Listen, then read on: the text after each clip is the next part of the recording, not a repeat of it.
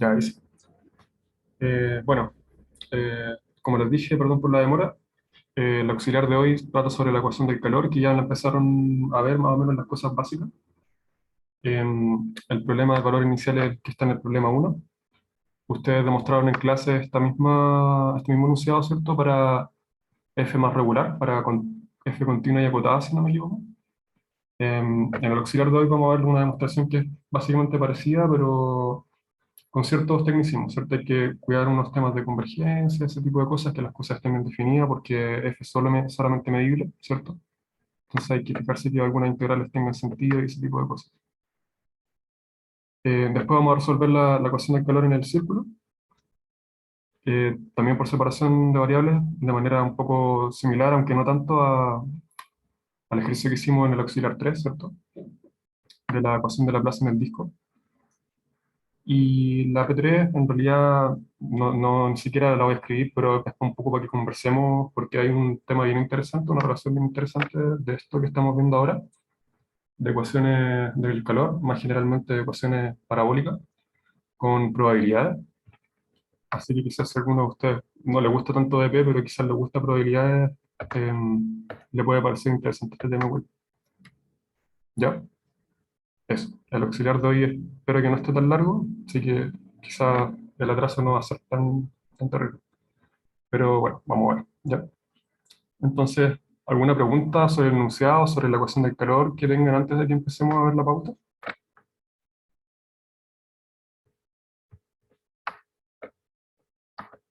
Si no, pasamos nomás. Eh, ¿Sí? era, ahí abajo era un typo, ¿no? Cuando está el Probablemente. núcleo de calor, es cuando define Sí, me cuánto falta... elevado al cuadrado. ¿Dónde? ¿En la PO? Sí, la P2 en la B, en la Mm, parte de la exponencial, ¿no ya. sería X menos Y? Sí, sí, Ah, ya. efectivamente. Claro, es que la función, claro, define la función y después efectivamente la resta. El núcleo lo define así. En la pauta debería estar bien escrito en todo caso, sí. Gracias por la corrección y lo voy a arreglar cuando suba el enunciado de nuevo. Claro. Ok, entonces, un recuerdo. Em, Básicamente nos definimos esta función que va a ser la solución fundamental. Un poco de notación, quizás, el profe creo que al phi grande lo llama K sub t de x. Aquí estoy usando la notación que usan en el Evans, pero es todo equivalente, ya como que el K es lo mismo que el phi, solo que estoy restando un x y un y, en vez de tomar simplemente un puro argumento, ¿ya? Pero es lo mismo. La idea es como que se acostumbren y que se den cuenta de que no cambia nada, es solo notación. Entonces, tenemos esta definición, que si se dan cuenta una gaussiana multivariada con varianza que depende del tiempo, y eso también tiene consecuencias súper interesantes. Eh, Definimos el núcleo del calor, que lo escribo acá abajo, ¿cierto? A veces lo voy a escribir con un subíndice t, a veces lo voy a escribir el t como el argumento. Y también les recuerdo, como mencioné en el enunciado, en los subíndices sub t, en este caso, por lo menos en el auxiliar de hoy, solamente denotan una dependencia, ¿ya? No es que sea una derivada en tiempo.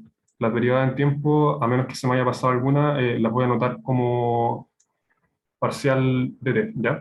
Explícitamente. Eh, Eso, algunas propiedades interesantes que tiene acá, que también creo que vieron en clase, son las siguientes, ¿ya? Para empezar, es suave. Bueno, ahí debería ser cero más infinito. Eh, para tiempo positivo, ¿cierto? Y para cualquier x e y en mi espacio, no tengo problema. Eh, Como que no te mares. Ya. Básicamente resuelve la ecuación del calor para tiempo positivo. Em, es positiva porque es una gaussiana. Integra 1 también por el factor normalizador que tengo acá afuera, el 4 pi t a la n medio. Y también tenemos esta propiedad que quizá una de las más importantes, es que afuera del origen, cuando me voy al tiempo cero, la integral es nula, ¿ya? ¿Qué quiere decir esto? Básicamente que yo cuando tiro el t a cero, toda la masa de mi K se va concentrando en una vecindad cada vez más chica del origen, ¿ya? Como en este caso del X, ¿cierto? Porque la estoy desplazando. Y básicamente, ¿qué quiere decir esto? Que de alguna manera, cuando yo tomo el tiempo tendiendo a cero, el K es una aproximación de la unidad, que se llama. Que en palabras más simples, pues quiere decir que cuando tiro el T a cero, esto tiende a un delta de Dirac centrado en X, ¿ya? O centrado en Y como simétrico. Eso. ¿Por qué? Porque se fija la integral siempre da 1, pero fuera del centro, pues estoy perdiendo masa, ¿cierto? O sea, me estoy yendo a cero. Eso puede ser más riguroso cuando vean distribuciones, seguramente lo pueden escribir bien, pero es eso. Este no es el único kernel que hace esto, también hay otros kernels que cumplen esta misma hipótesis, que también surgen en otros lados, surgen en análisis de Fourier también. Así que eso. Estas propiedades de acá son interesantes de estudiar. Ok. Entonces pasamos al problema 1. Este es el problema que hicieron en clase, solo que ahora el f que era continuo y acotado, ahora estoy reemplazando esa hipótesis por medible para poder integrarlo y que sea suficientemente acotado por una exponencial al cuadrado, ¿cierto? Una especie de gaussiana. Queremos demostrar que este problema de acá tiene una solución, ¿ya? Que además de clase infinito, con la salvedad de que acá esto solamente lleva hasta cierto tiempo, un tiempo 1 partido en 4a, a diferencia de lo que vieron ustedes, ¿cierto? Que uno tenía la solución definida para todo tiempo positivo. Y además que cumple las condiciones de borde, perdón, la condición inicial, cuando esta condición tiene sentido, ¿cierto? Porque f solamente es medible, entonces acá tiene sentido evaluar solamente los puntos de continuidad de f. Ya. Y vamos a pasar a demostrar esto. La demostración es muy similar a la que vimos ustedes en clase. De hecho, el profesor me dijo que lo viera básicamente para repetir los argumentos y que ustedes lo entendieran bien. ¿Ya? Así que vamos a hacer eso. Me defino al candidato a la solución, que es el candidato que uno ya sabe, ¿cierto? Que es básicamente la convolución del phi grande con f, o también, si lo quieren escribir así, el k integrado con f. Esto, por supuesto, para el t en este intervalo, ¿ya? Fuera de acá no tiene sentido y vamos a ver al tiro por qué. Primero tenemos que verificar que la definición que tenemos acá está bien hecha, porque yo solamente sé que f es medible, que cumple cierta condición de crecimiento, no tiene por qué ser que esta integral de acá sea finita, y es lo que vamos a ver ahora, ¿ya? Antes de eso, quizá un poco de matraca, porque me van a salir hartos cuadrados en las exponenciales, hartos polinomios de segundo grado, y quiero desarrollar un poco eso. Y lo voy a hacer antes para no acarrear tantos términos y después cómo llegar y reemplazar. ¿Ya? Entonces tenemos, bueno, lo primero es directo, espero que lo sepan. Uno, bueno, el producto es bilineal, el producto, hasta el producto interno, el producto punto. Así que uno distribuye y le queda esto de acá abajo. ¿Ya? No es nada del otro mundo. Entonces, ¿qué es lo que uno va a sacar? Toma esto y lo reemplaza en esto de acá, que me va a ser el exponente que me va a quedar al reemplazar el k por la gaussiana. Y me queda esto acá, ya. Aquí simplemente factoricé por 1 partido en 4t para dejar todo junto. ¿Y qué es lo que hacemos ahora? El x por ahora va a estar fijo, al igual que el t, así que en realidad no me importa mucho, lo que me importa es el y, que es lo que estoy integrando. Y queremos ver qué pasa ahí, ¿ya? Queremos acotar de alguna manera.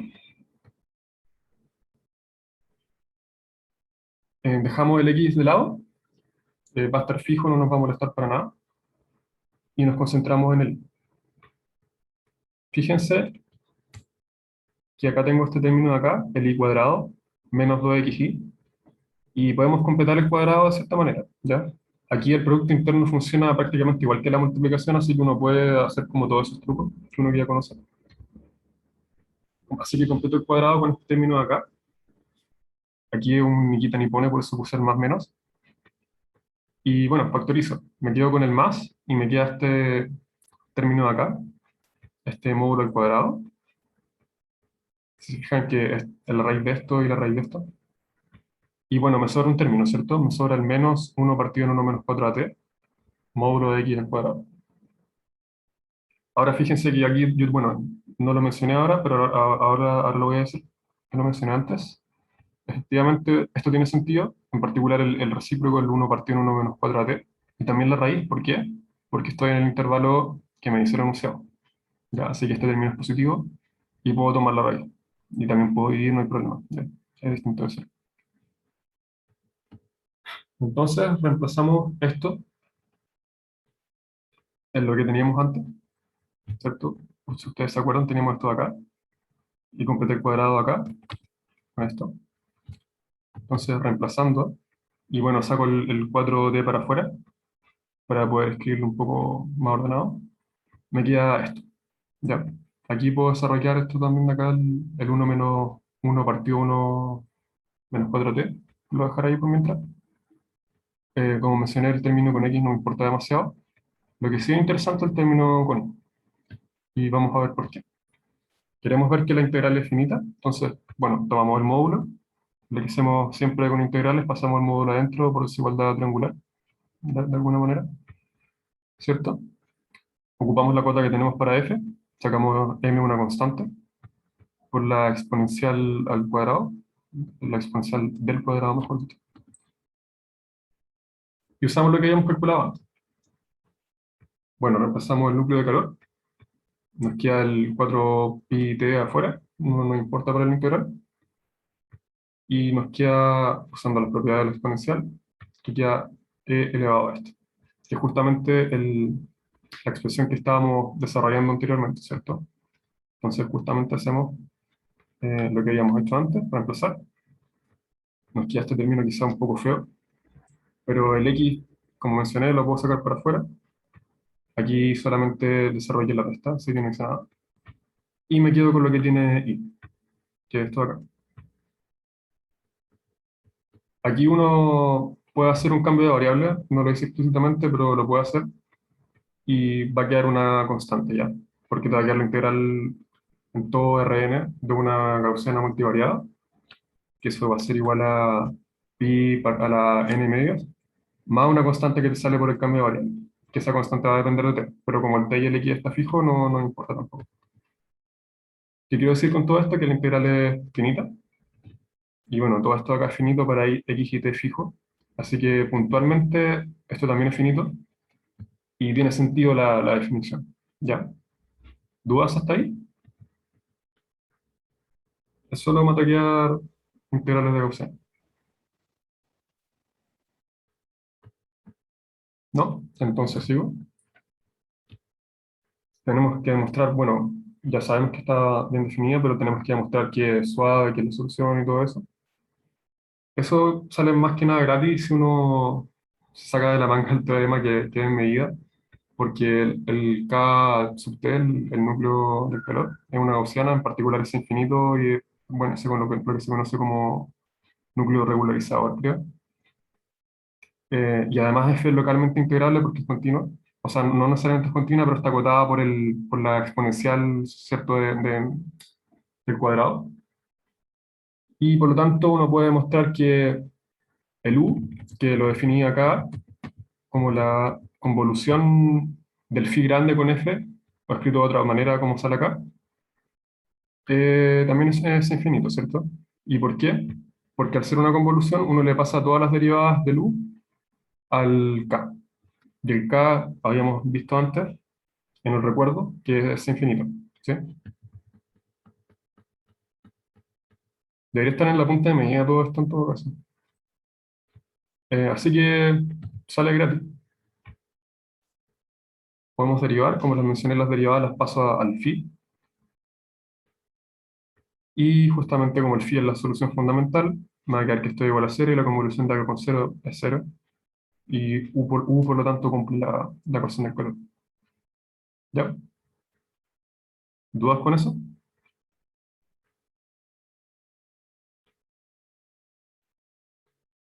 Igual hay que tener cuidado Esas reglas porque, de derivadas con convolución, ¿sí? eh, ¿cómo se justifican en general o se tiene así de toda la vida?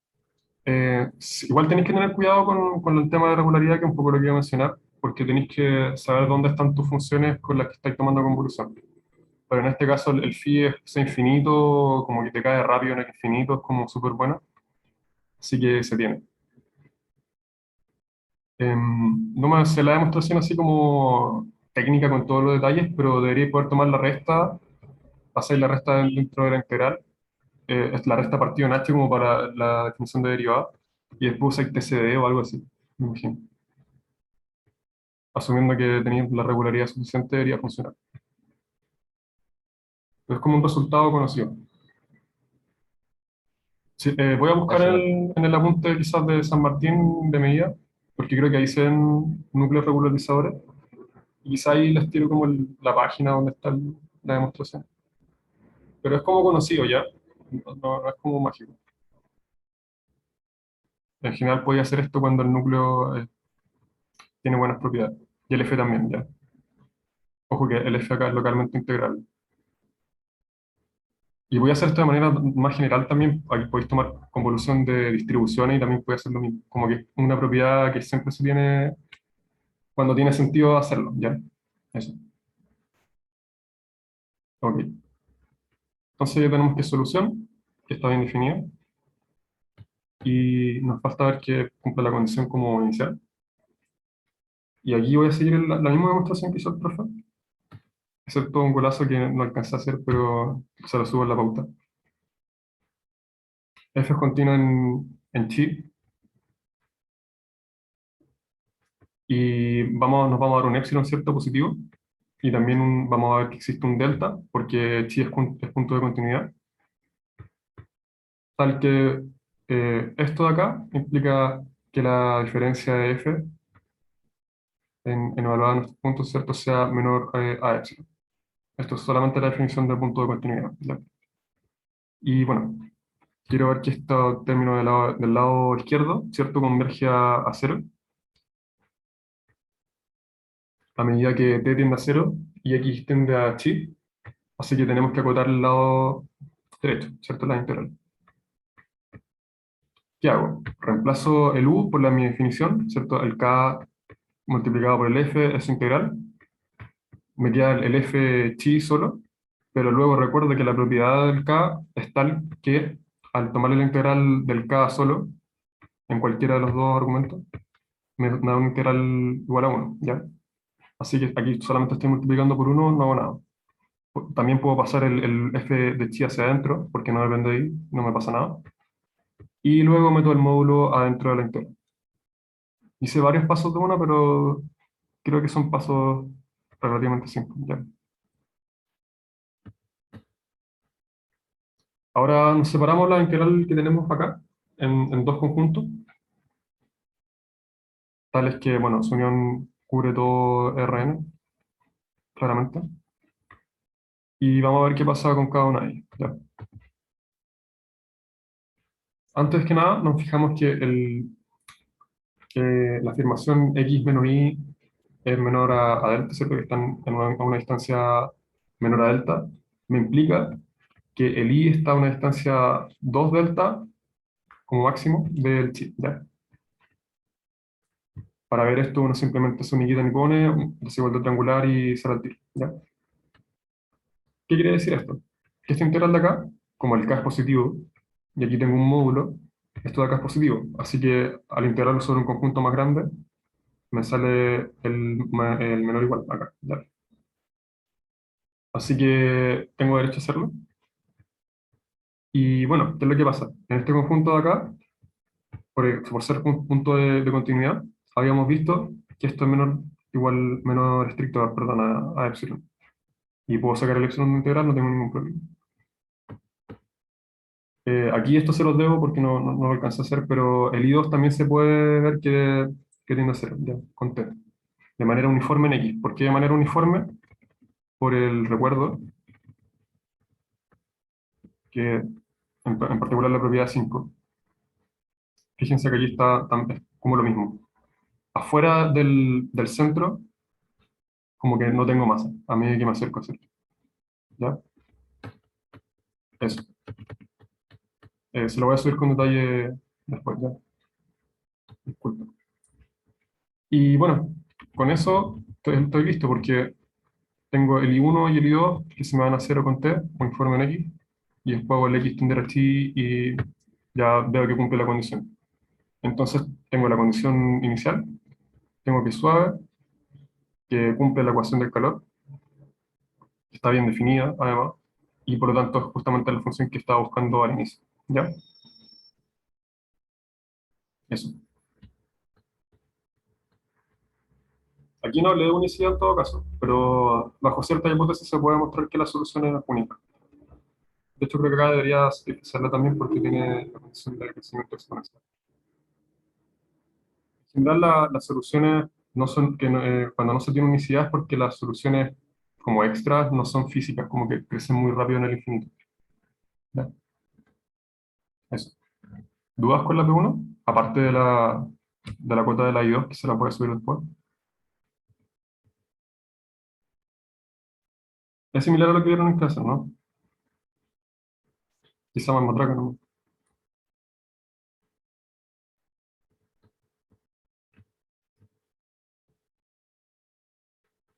Si no tienen dudas, pasamos a la P2. Entonces.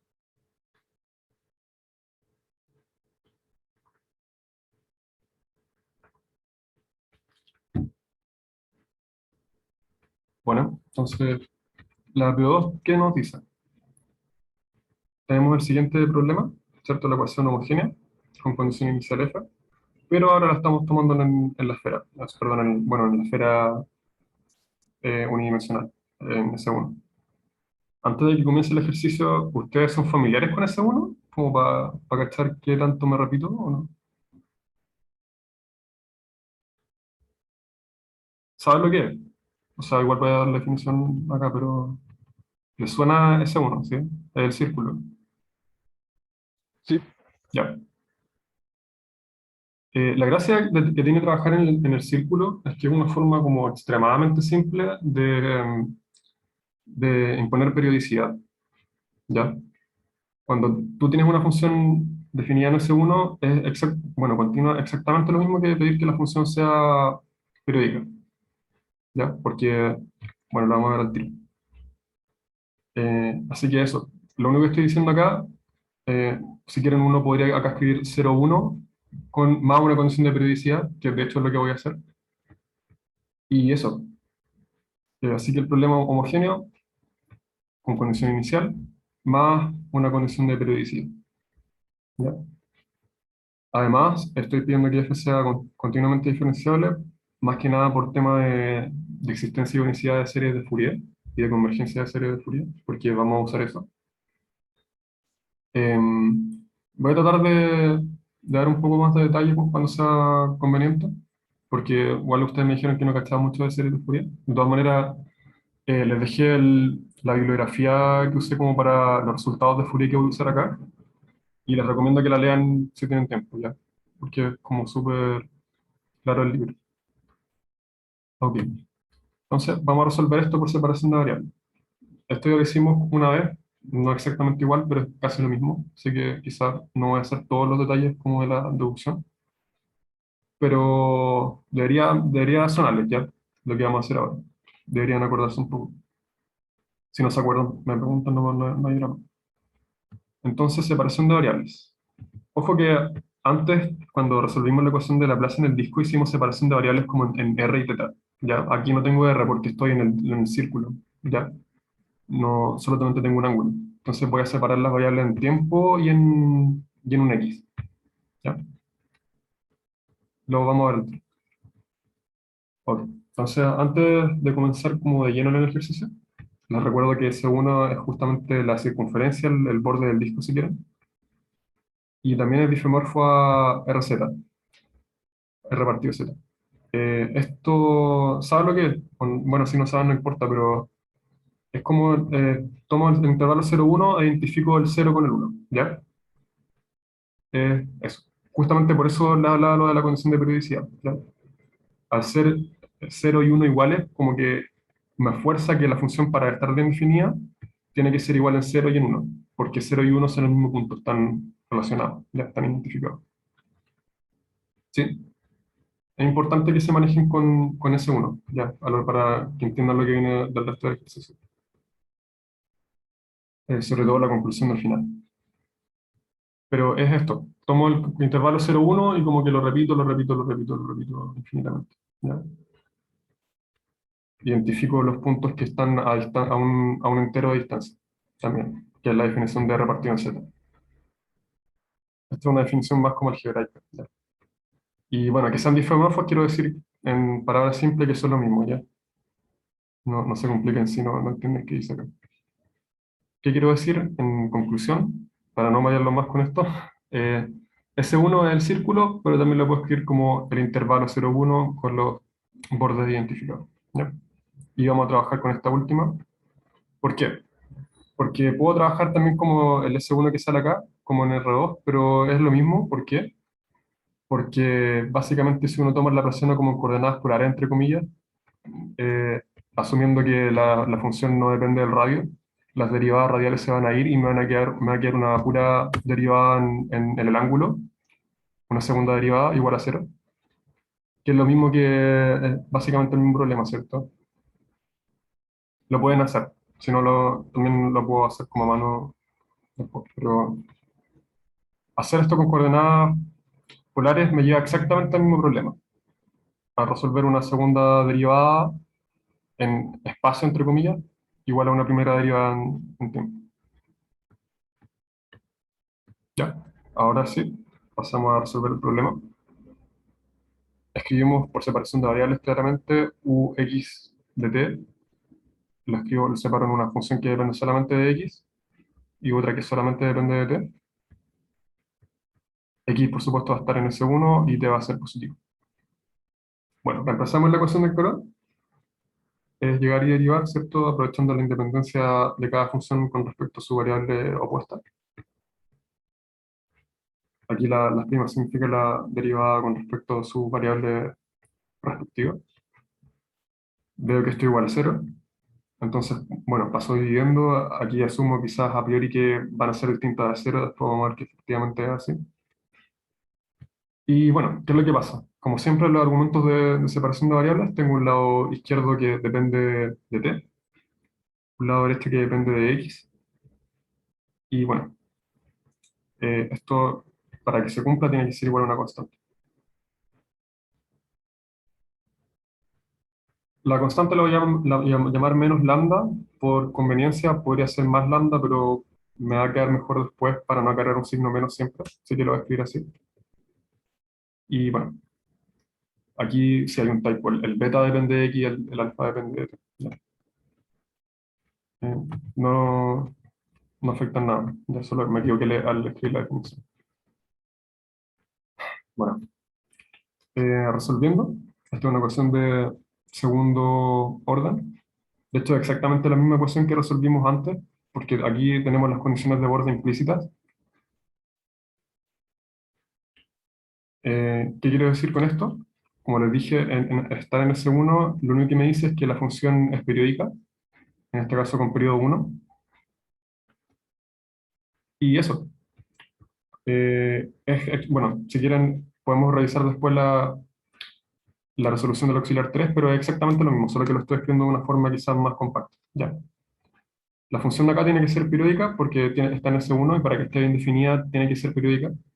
Si no, evaluando en un punto, igual tendría dos valores distintos, lo que cual claramente no tiene sentido.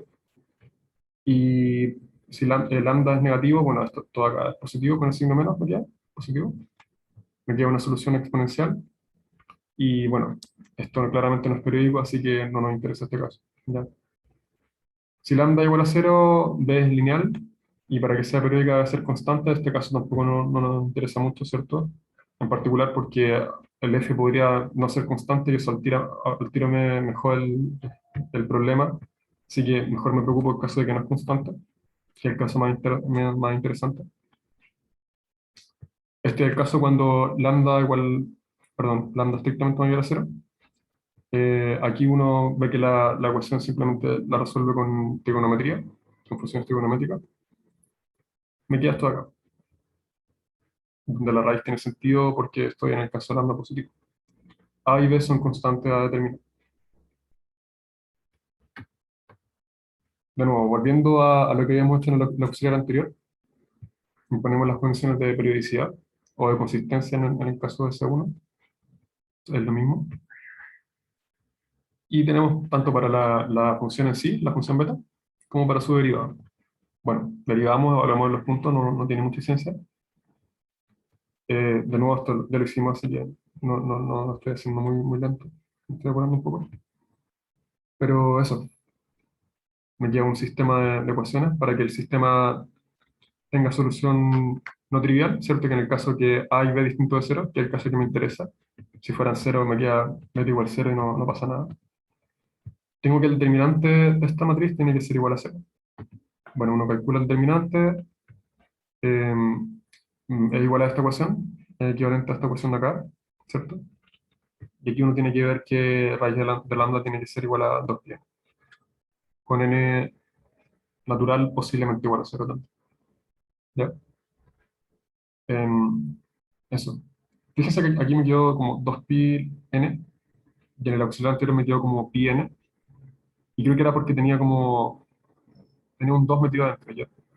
Que tiene que ver porque escribí el círculo como 0,1. Si lo hubiera escrito como 0,2pi, aquí probablemente me habría quedado un n solamente, ¿ya? Así que como que al final todas las constantes que salen como que se ajustan de acuerdo a la manera en que formulé el problema para que tenga todo sentido y sea consistente. Ok, bueno, entonces ya tengo el beta, tengo esta solución de acá. Para cada n esto es una solución del problema de la EDO de segundo orden con condiciones periódicas. Entonces tengo una cantidad numerable de soluciones, ¿cierto?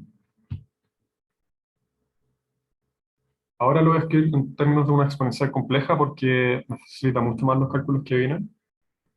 ¿A alguien le molesta que haga esto acá? Quizás se perdió, no entiende por qué estoy haciendo esto, o no entiende cómo funciona, o todos están como cómodos haciendo este cambio. Pregunto porque como algunos de ustedes no son muy familiares con series de Fourier, quizás no se acuerdan muy bien de estas identidades trigonométricas y ese tipo de cosas, pero son equivalentes, ¿ya? Quizá un detalle importante de mencionar, que acá arriba el A sub n y el B sub n son reales y acá abajo pueden ser, y de hecho tienen que ser como para que me quede real esto de acá, son complejos ya. Las constantes pueden ser complejas. Les puse el mismo nombre para no sobrecargar la notación, pero a priori son distintas de las de arriba ya. Eso. Con un poco de álgebra y la identidad de Euler, uno pasa entre esto de acá arriba y esto de acá abajo. Una duda, Brian, ¿Sí? Dime. que las constantes ahora sean complejas no nos da problemas porque en general estamos considerando como funciones reales. Entonces al final si esta fuera la solución como que estaría acarreando constantes que podrían muy bien posiblemente tener parte imaginaria. Claro, sí, tenéis toda la razón. El tema es que las constantes son de manera tal que como esto de acá abajo va a ser igual a esto de acá arriba, ¿ya? Una la elige de esa manera. Y eso en el fondo me dice que el beta va a ser real igual, ¿ya? Como que las constantes se van a ajustar a los valores de la exponencial de manera que nunca me va a dar algo complejo. De hecho, Ya, bacán, ahí lo justamente vi. por eso las constantes son complejas, ¿cachai? Si esta constante de acá fuera real, no tengo cómo cancelar el complejo que me sale acá, ¿cachai? Claro, claro. El complejo que me tira la exponencial. Entonces, esto de acá es un número real, efectivamente. Si no están convencidos, pueden escribir el coseno como e a la ix más e a la i menos ix partido en 2, y el seno lo mismo, pero con diferencia partido en 2i. Matraquean y van a llegar a cuántas son las constantes de acá. Pero aquí no estoy haciendo nada, simplemente solamente estoy reescribiendo de una forma más cómoda. Pero no estoy cambiando nada del problema ni de la solución. Eh, ok. Si están convencidos de eso, entonces continuamos avanzando. Eh, ya. Tenemos la solución para una ecuación que vendría siendo el beta, que depende de x, nos falta el alfa, que depende del tiempo de t. Esta es más fácil, no tengo que ponerme en caso ni nada. Esto yo sé al tiro que es una exponencial, perdón, con una constante c. Y como ya tenemos los valores de lambda para los cuales el problema tiene sentido, bueno, los reemplazo y me dan una cantidad también numerable de soluciones para la deuda acá. Ahora las puedo juntar, ¿cierto? ¿Cierto? Con el principio de superposición que le dicen los físicos. Uno tira como la adivinanza de que ya, si tengo todas estas soluciones, mi solución general debería ser como una suma de todas ellas, aunque sea una cantidad infinita. Ya, por lo menos es numerable, así que tiene sentido más o menos lo que estamos haciendo. También se puede hacer cuando no es numerable, que es el principio de Duhamel, creo. También lo dieron para la ecuación de onda, y ahí queda una integral. Que es un poco lo que hace en variación de parámetros también, en Edo. Pero bueno, volviendo al tema, me queda el principio de superposición, es decir, tomo la sumatoria de mis soluciones, y aquí voy a hacer un poco de matraca. Separo la suma, y me percato de algo quizás, no sé si es tan difícil de verlo, pero fíjense que acá tengo un n cuadrado y un menos n. Y acá también tengo el mismo n cuadrado y tengo un n positivo. Entonces aquí puedo hacer como un cambio de índice, pasar de n a menos n. Y como que el menos lo absorbo en el índice de acá, el cuadrado no le hace nada. Y en el fondo, como aquí tengo la serie como de 0 a infinito, y acá tengo la misma serie, pero de 0 a menos infinito. Formalmente redefino una nueva constante de la siguiente manera. Para los positivos me quedo con el coeficiente de acá. Para los negativos me quedo con el coeficiente de acá. Y para el caso cero, bueno, tengo que tomar la suma porque, bueno, me quedan el término de la derecha y de la izquierda, ¿cierto? Me quedan el término de las dos sumas. Haciendo este como truco de índice y juntando las dos sumatorias, me queda una sumatoria de menos infinito a infinito. ¿Ya? Una sumatoria sobre los enteros. ¿De qué?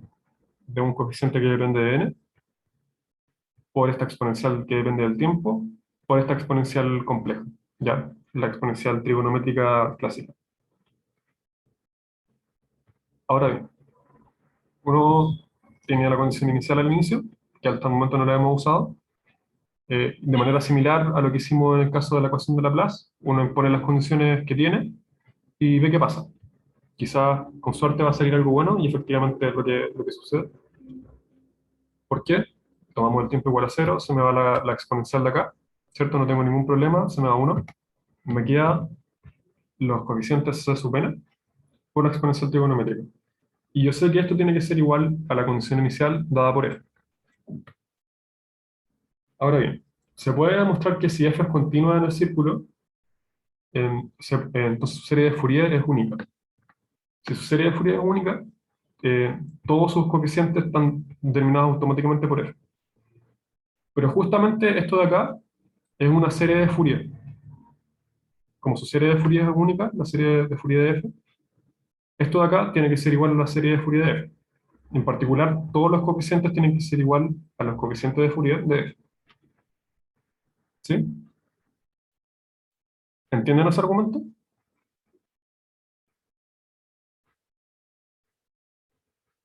Una forma, quizás, si no lo entienden, para que les quede un poco más claro, tomar series de Fourier, lo único que hace en realidad es descomponer f en funciones ortonormales. Es como tomar f y descomponerlo en una base.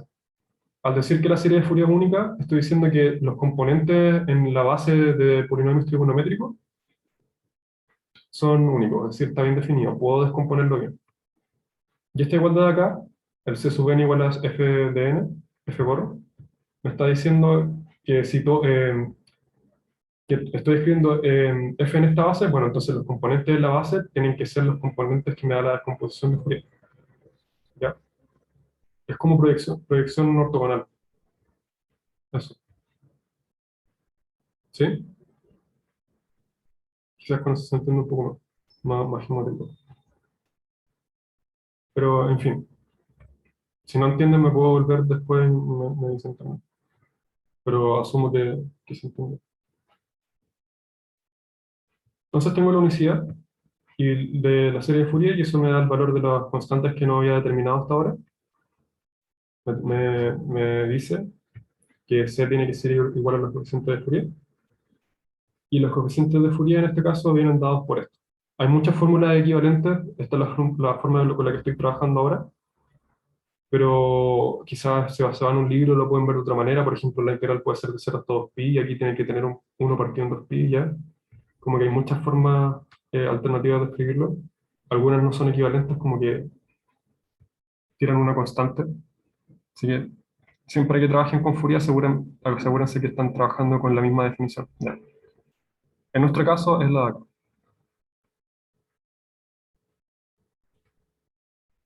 Tenemos entonces los coeficientes y por lo tanto tenemos la solución, o el candidato a solución, mejor dicho, dado por la función de acá. ¿Sí? Simplemente reemplacé en la fórmula que tenía. Entonces tenemos un candidato y ahora tenemos que ver que efectivamente satisface el problema, ¿cierto? Que es la solución. La solución, perdón. Aquí, bueno, quizás otro golazo para los que no han visto Fourier, pero uno puede ver que los coeficientes de Fourier se van a cero cuando n se va a infinito, ¿ya? Se llama el lema de Riemann-Leibniz, no sé cómo se pronuncia, siempre le dicen Leibniz, creo. Si lo pronuncié mal, me dicen. Pero eso, está en Wikipedia, lo pueden ver también en la referencia que les voy a dejar al final, si les interesa. Pero es eso, ya. De hecho, esto se tiene también para la transformada de Fourier. La transformada de Fourier se tiende a ser en infinito. Bueno, ¿para qué quiero saber esto? Porque si tengo una cota sobre el crecimiento en n, además también tengo la convergencia. ¿De qué manera lo veo? Porque para t positivo la exponencial me queda con un n cuadrado, y claramente esto de acá le gana a este término que se va a cero, y también le gana a cualquier otra cosa, ¿cierto? Así que efectivamente la serie de arriba converge, el U está bien definido, y podemos empezar a trabajar con el U, ¿ya? En particular podemos ver que satisface la ecuación diferencial. Y como les decía, lo que pasa acá es que, bueno, como la serie converge absolutamente y todo converge como tiene que converger, puedo pasar la derivada adentro. Y al pasar la derivada adentro, lo que pasa es que, bueno, me queda la exponencial. La derivada no le hace nada a la exponencial, pero por la regla de la cadena me va a tirar un polinomio de n. El polinomio de n, ¿qué es lo que pasa? Siempre pierde contra la exponencial gaussiana. Entonces la serie va a seguir convergiendo. ¿Sí? Estas series también van a converger de manera absoluta. Así que efectivamente la U es diferenciable y todo, no tengo ningún problema con la regularidad. ¿Sí? ¿Se entendió ese argumento?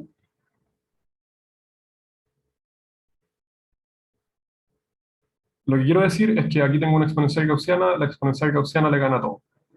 Así que esto va a converger siempre, bajo condiciones razonales, ¿cierto? Pero en las condiciones en las que estamos nosotros, funciona. Entonces, bueno, llegamos y derivamos. Esto no tiene mucha ciencia. Derivo en t, derivo en x, derivo dos veces en x. Y bueno, aquí a lo de abajo, veo que este término de acá es el mismo al término de la derivada de t. Se cancelan y me quedan que efectivamente u satisface la ecuación.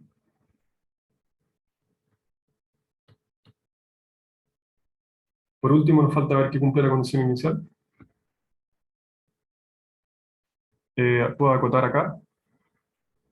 Si acoto esto por 1, me queda que efectivamente la, el- me queda la serie, perdón, de f de gorro de n por el polinomio trigonométrico. Eso se puede demostrar que converge a f, que claramente es integral cuando f es continua, continuamente diferencial. ¿Ya? Por eso puse esa hipótesis. Se puede demostrar, bajo hipótesis más débiles, ¿cierto?, que esto también converge, que esta serie de Fourier converge a f. ¿Ya? En particular se puede demostrar cuando f es Holder continua con exponente mayor o medio. Eso también está en el libro que les dije. se los dejo como dato. Pero tomamos f C1 y funciona, ¿ya? Entonces, ¿qué hacemos? Bueno, tomamos el límite, tenemos por TC que funciona todo y efectivamente U por construcción casi cumple la condición inicial y tenemos que la solución, ¿ya? ¿Dudas con la parte A?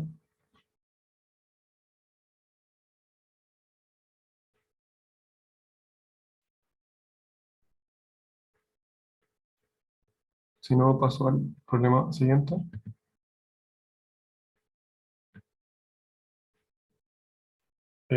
Ok. Tenemos la solución entonces. Me devuelvo la solución dada por esta ecuación. Ya, la ecuación 4. Nos gustaría de alguna Tengo una manera... duda Sí, dime. que no caché bien porque es una duda muy del principio. ¿Por qué No trabajan importa, en la dale. esfera fuerza que la función sea periódica? Veo que es igual en 0 y en 1, pero la periodicidad no la veo, no la veo bien. Sí. Quizá un tema como... Es más claro cuando la ves en el círculo, porque tómate cualquier punto, date una vuelta completa en el círculo y llegas al mismo punto. ¿Cachai? Ah, claro, ya sí. Bueno, Visto de otra manera, date un punto en R, desplázalo un entero y va a llegar a otro punto, ¿cierto? Un punto tuvo un X más N.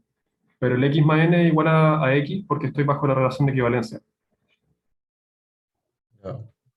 En este O sea, yo caso, podría extender mi función como a todo R tomando módulo, ¿no? Y ahí o es sea, periódica. no sé si con módulo, pero si tenía una función en 0,1 sí la podía extender de manera periódica, como Ya, la desplazáis nomás. La corría hacia la derecha y hacia la izquierda, infinitamente. ya, bueno, bueno. Ahí caché. Dale. Sí, Gracias. pregúntenos si no tengo problema en devolverme. La idea es que les quede más claro a ustedes que yo seguir como derecho, así como full velocidad hasta que termine el auxiliar. Ya, o sea, no como que no tiene gracia. Ok, entonces tenemos la parte A. Si no hay más dudas con eso, pasamos a la parte B. Ya, tenemos la solución que habíamos encontrado y nos gustaría de alguna manera meter el núcleo del calor en algún lado porque, bueno, es lo que hacemos nosotros, ¿cierto? Ya tenemos una solución, una reforma de representar soluciones, nos gustaría como ver si aparece en algún lado, ¿ya? Y efectivamente vamos a hacer eso. Tenemos el núcleo del calor. Quizá aquí debería haberle puesto phi porque es como el phi que estaba usando antes, ¿ya? Pero como que son casi intercambiables, es un tema de notación nomás. De hecho, esta es la notación que creo que usa el profe. En este caso, el n igual a 1, ya la dimensión es igual a 1. Ok. Como lo había mencionado antes, f de gorro de n son los coeficientes de Fourier de f. Entonces lo puedo reemplazar en la expresión que tenía para mi solución y me queda esto acá. Solamente reemplacé, mencionado.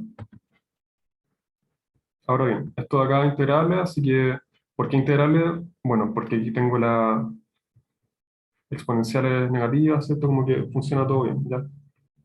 En general, como que la gaussiana como que ayudan en todo. Son muy apañadoras para ver temas de integrales, de convergencia y ese tipo de cosas. Ayudan muchísimo. Entonces tenemos que esto de acá ya integral y todo. Podemos usar el teorema de Fubini-Tonelli para dar vuelta la integral con la suma. Si no cachan por qué la suma es como una integral con la medida discreta. Así que eso. Y uno puede usar todos estos teoremas de medida. Así que doy vuelta.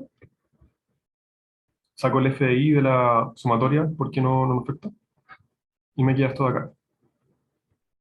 Entonces me queda la integral de f de i por un término que voy a llamar h caligráfica de t, que depende de x y también de t. Y esto como que parece un núcleo, ¿cierto? Como que tiene pinta de estar relacionado, conectada de alguna manera. Porque tengo la convolución de f con esto de acá. ¿Sí? Y bueno, para los que interese como repasar Fourier o si no lo han visto aprender Fourier, uno puede demostrar esto de acá. Y esta es la transformada de Fourier, por si acaso. La transformada de Fourier de la gaussiana me da otra gaussiana, que es una propiedad muy, muy buena.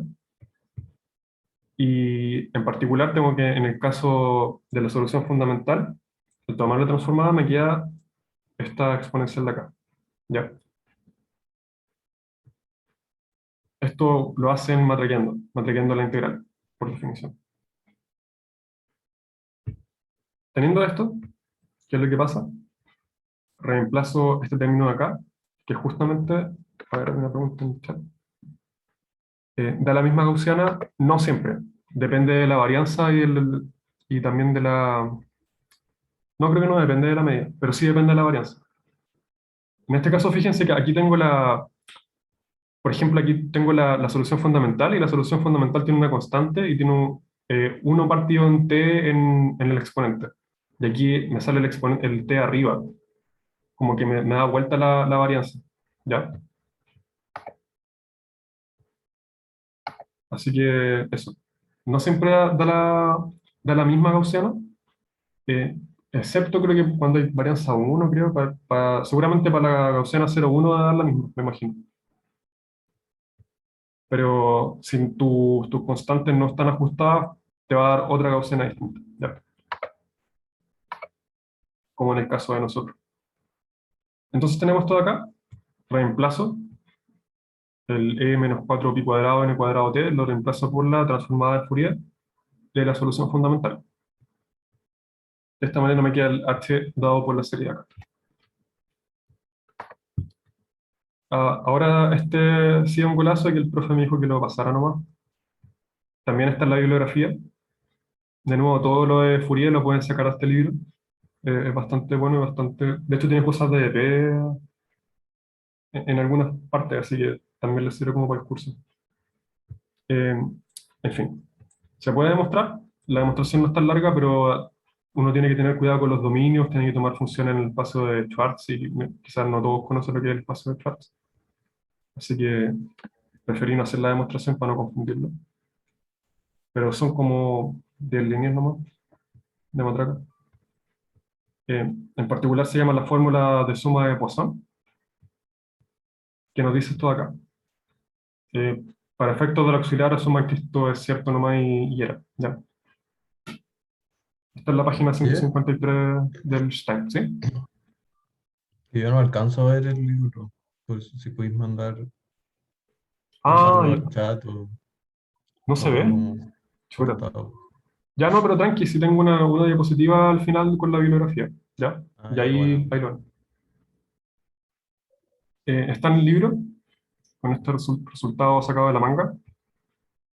Uno ve al tiro que el h, que este lado izquierdo de acá, es igual a esta sumatoria, que es justamente el núcleo del calor. ¿Ya? Evaluado en x más n y el y. ¿Cierto? Junto el x con el n de acá y me queda el x más n. Esto por definición. El h de t, por definición, es lo del lado izquierdo de acá arriba. El K sub t, pues por definición, el lado derecho de acá arriba. ¿Ya? Una vez pasado este golazo, me devuelvo a la representación que tenía antes, reemplazo. Esto de acá, ¿cierto? Y estoy listo. Tengo una representación para mi solución con el núcleo del calor. Ahora fíjense que aquí no es como que me quede el núcleo del calor convolucionado con algo, ya me queda una sumatoria. Y justamente porque estoy trabajando en el círculo. Si estuviera trabajando en R, o como aquí no sale nada de sumatoria ni nada raro, ¿ya?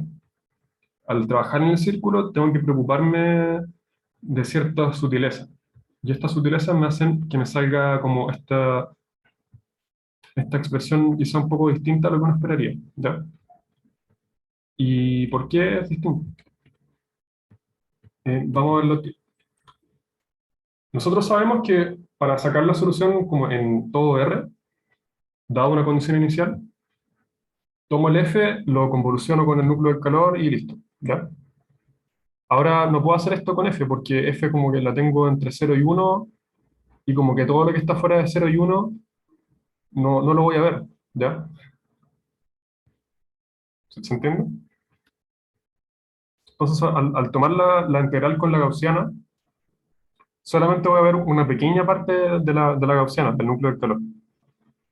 La parte que en este caso estaría en verde. Todo lo que está fuera de este intervalo no lo voy a ver. Entonces, ¿cómo puedo arreglármela para tomar la integral de f en todo r contra la gaussiana sin tomar la integral contra la gaussiana? Y para eso, una forma de interpretarlo, ¿cierto? Y es lo que se conoce como el método de imágenes, es lo siguiente. Bueno, tengo una gaussiana centrada en X, me gustaría convolucionarla con F.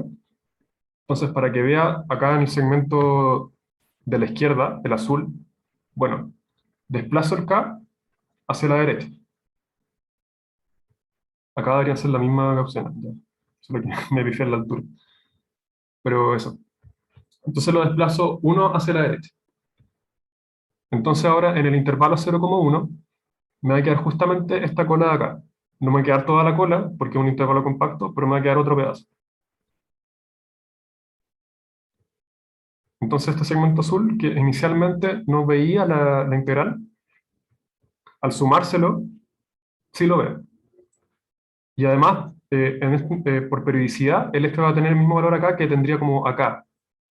Si estuviera definida acá, por periodicidad tendría el mismo valor de acá, ¿cierto? Entonces al tomar la integral con respecto a esto, no pasa nada. Entonces, de alguna manera, al hacer esto, como que me la estoy arreglando para poder integrarlo f como fuera del 0,1. De alguna manera lo estoy extendiendo periódicamente, que es lo que conversábamos antes. Y bueno, eso me da como un segmento, pero por ejemplo, si ahora quisiera tomar el rojo, tomo mi gaussiana original y la desplazo hacia la izquierda. Si la desplazo a -1, justamente va a ser de manera tal que este intervalo rojo me va a quedar adentro del 0,1. Y ahí el f lo va a ver, de alguna manera. Y bueno, para sacar el morado, tomo la gaussiana original, la verde, y le sumo 2. Y después para ver el otro pedazo, le resto 2 y después le sumo 3 y le resto 3. ¿Se cacha? Que es justamente lo que tengo en la serie. Esto de acá. ¿Se dan cuenta? Entonces, de esta manera, estoy como poniendo fuentes de calor fuera de mi conjunto 0,1, de manera tal que el F puede ir viendo la cola de la gaussiana. Y si hago esto para todos los n, el F va a ver la gaussiana completa. Y es como si estuviera tomando la convolución de f con la gaussiana, como un todo R, ¿ya? Esa es como la interpretación. Eso.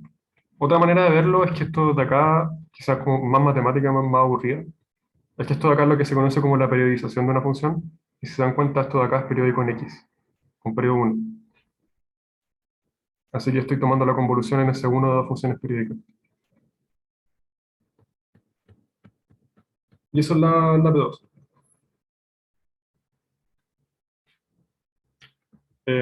Quizás antes de concluir la P2, mencionar algo que dije acá también, que el método de imágenes nos sirve, o sea, sirve no solamente para el caso de condiciones periódicas, por ejemplo, para condiciones de flujo, uno puede poner como entre comillas, poner una carga o una fuente de calor, como al otro lado del borde, de manera que se anule, que en el borde se anule la función, o que se anule el flujo, ¿ya? Es como un método bastante interesante y bastante físico. Quizá no funciona tan bien como para dominios más complejos o para dimensiones más altas, porque ahí uno como que no se cancelan tan bien las cosas. Pero en R1 es súper claro, ya en R. Es como muy claro cómo funciona el método. Y hay imágenes y todo en internet que pueden buscar. Que no se me ocurrió ponerla acá, lamentablemente. Pero busquen método de imágenes y van a cachar. ¿Ya? ¿Dudas con esta parte? ¿Con la interpretación? No sé. Quizás con la parte anterior. Si no, podemos conversar un rato de la P3, que es más que nada como para hablarle un poco de la conexión que es con probabilidades. Así que les dejo que piensen un rato mientras tomo agua, y si no, pasamos a conversar de la P3.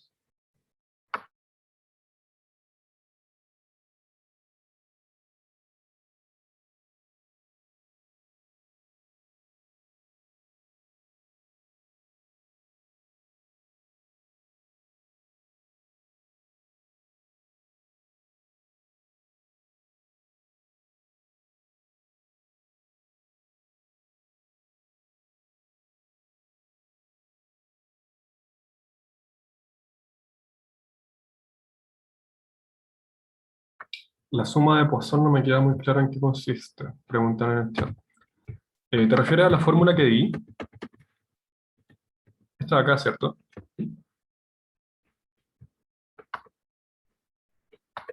Ya. Es básicamente una identidad que demuestra en análisis de Fourier. Eh, no sé qué más te puedo decir. Acá al lado izquierdo tengo la, la transformada de Fourier. Ojo con eso, sí, quizás es bueno aclararlo.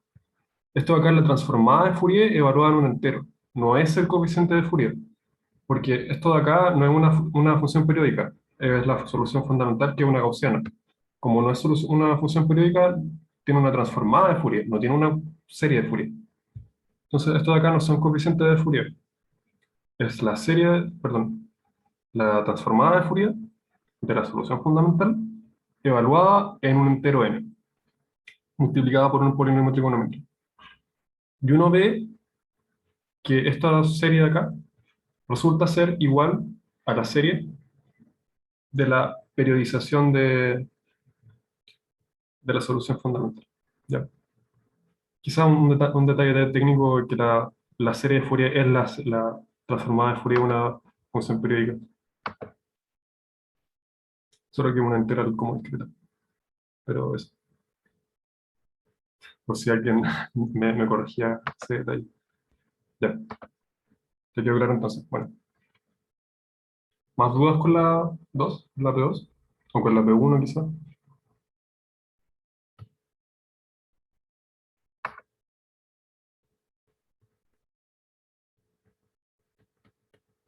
El libro que usé como para análisis de Fourier, y creo que el que usa el profe para el curso de análisis de Fourier, como para consultar cosas de esta acá, es bien bueno. Eh, Fíjense que sea el Fourier Análisis, porque hay como tres libros de estos autores. El segundo de análisis complejo, creo que lo usan en variable compleja, de hecho. Y el tercero de análisis real, creo. No estoy seguro. Pero el primero es como el que apaña, ¿ya?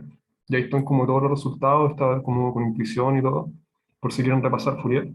De todas maneras, igual nosotros deberíamos verlo, bueno, deberían verlo en cátedra y nosotros seguramente en algún momento lo podemos auxiliar o quizás si lo requieren, podemos hacer algún auxiliar extra o subir el material. Pero si quieren revisarlos por su cuenta, bueno, aquí está la buena bibliografía para análisis de Fourier. Eh, si no hay más dudas, no sé, podríamos hablar un poco de la P3, si les parece.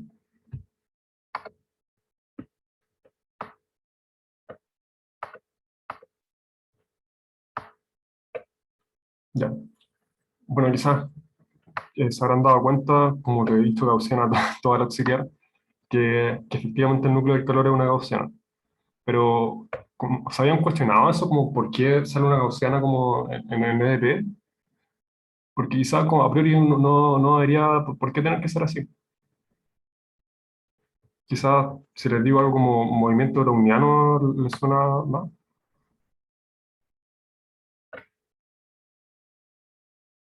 Ustedes saben que es un movimiento browniano, me imagino.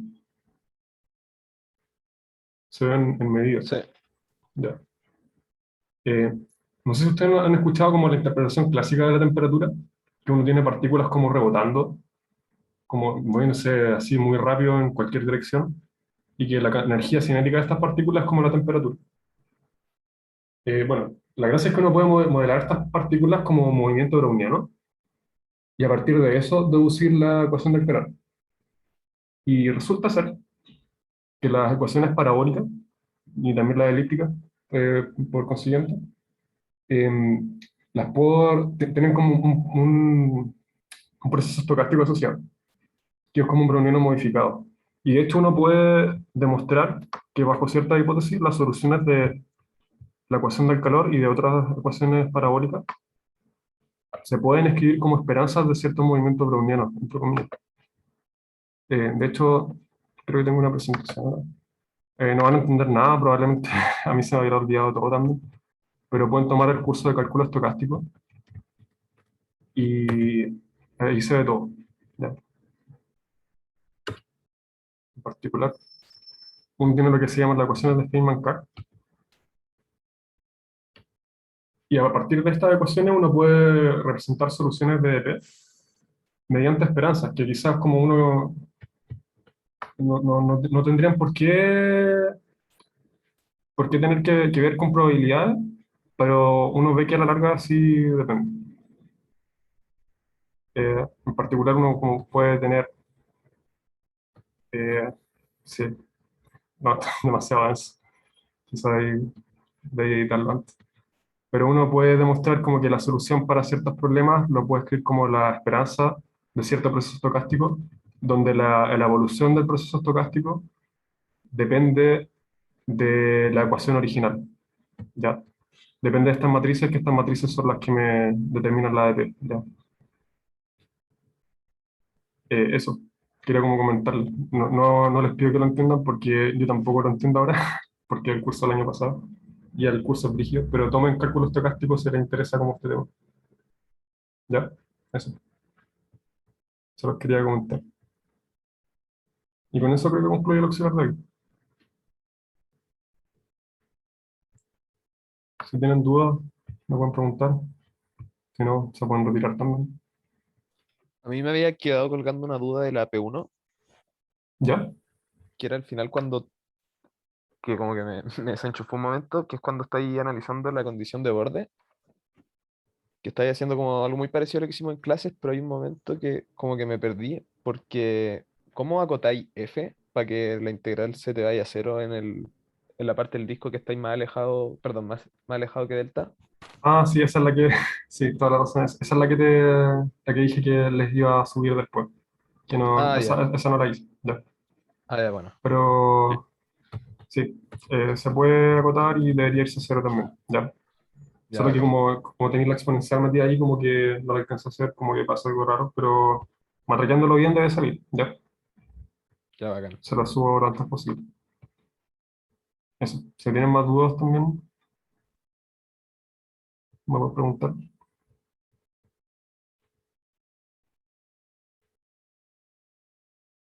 Voy a dejar de grabar entonces.